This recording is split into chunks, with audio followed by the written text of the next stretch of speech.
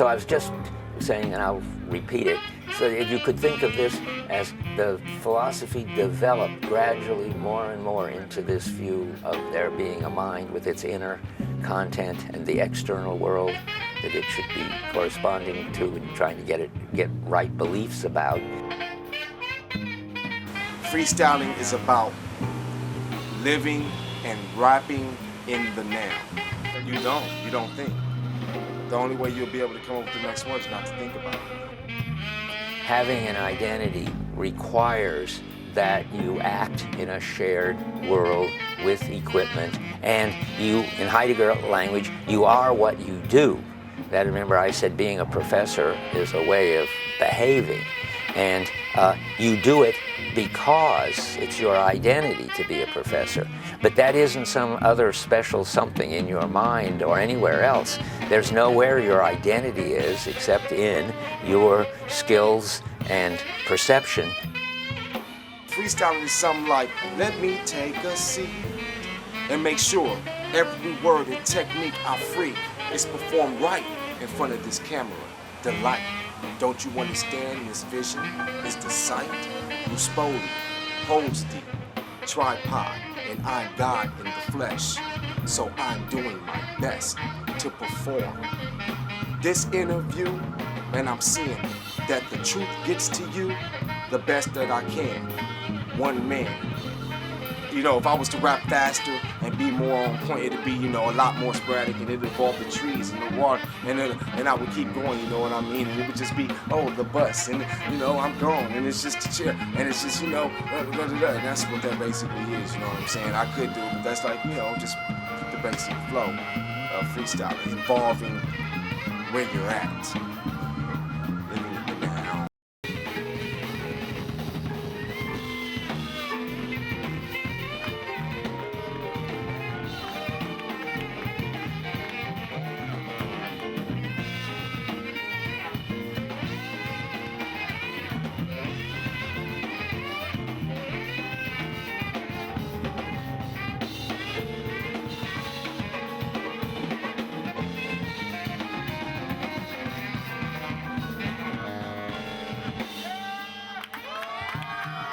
In the tradition, it looks like if you really had all the properties and all the substances and all the forms of logical relation between them, you'd understand everything there was to understand, everything that's intelligent.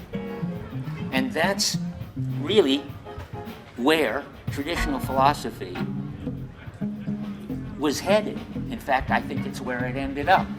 It ended up in artificial intelligence and the idea of that you could, if you took this logic and ran it on a computer, then you would have what would be, you would have what's called symbolic representations in the computer of all the substances and all their properties and the relations between their properties and so forth. You would then be able to make a computer that was intelligent. This is what John McCarthy, for instance, the guy who named AI, artificial intelligence at Stanford, believed and still believes, even though I think it's become absolutely obvious to almost everybody but John McCarthy, that it didn't work.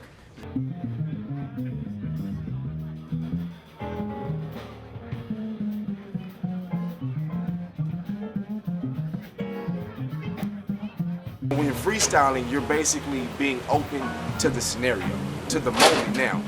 You see certain situations as demanding, if you're skilled and committed, as demanding certain responses from you, and you're able to give those responses.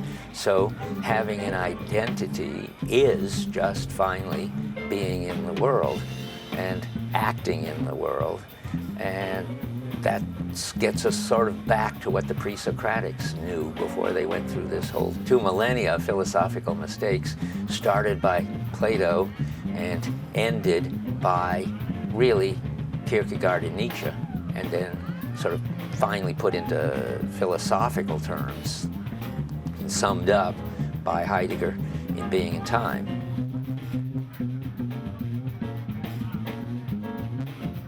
Heidegger, standing on the shoulders of Kierkegaard, has seen that human beings are, to put it in another language, which I didn't use, that he got from Kierkegaard. Kierkegaard says the self is a relation that relates itself to itself. Heidegger says Dasein is the being whose being is an issue for it.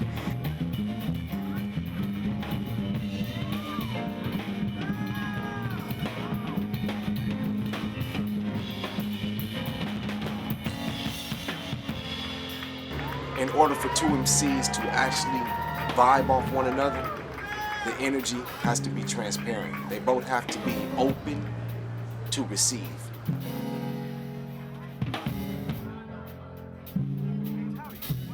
You're human without having to have a Kierkegaardian identity, that is, really having gone through and gotten rid of all the stuff that you've taken over from your tradition and your family and all your prejudices, and loved or somebody or committed yourself to some work.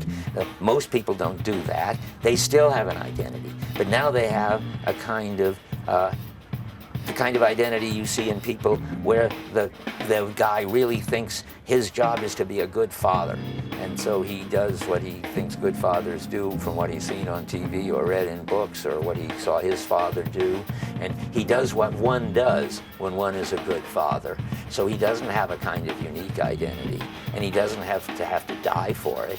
He just does what's respectable and looks good and acceptable, but he's also taking a stand on his being, only he's being, in Heidegger jargon, inauthentic.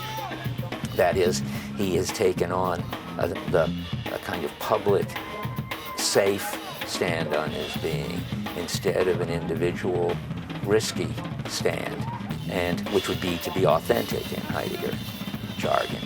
If you don't have originality, authenticity, personality, you have nothing in the game, because that's all everything is.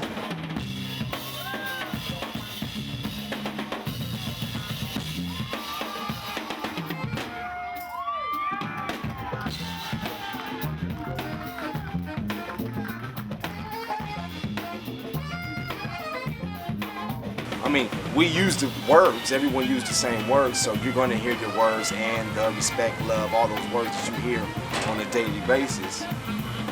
But the content or the scenario that they're painting, it's always gonna be a different picture.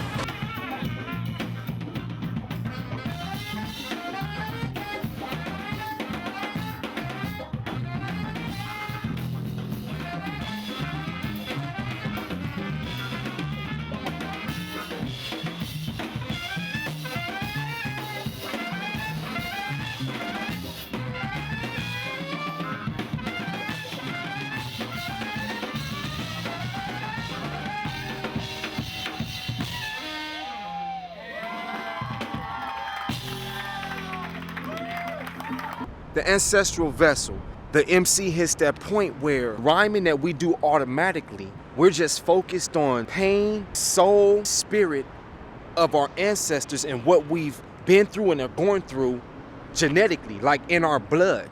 That's when it starts to soak in, when we really start to figure out what the fuck is going on with these words. Because the words are the sounds that soothe the body.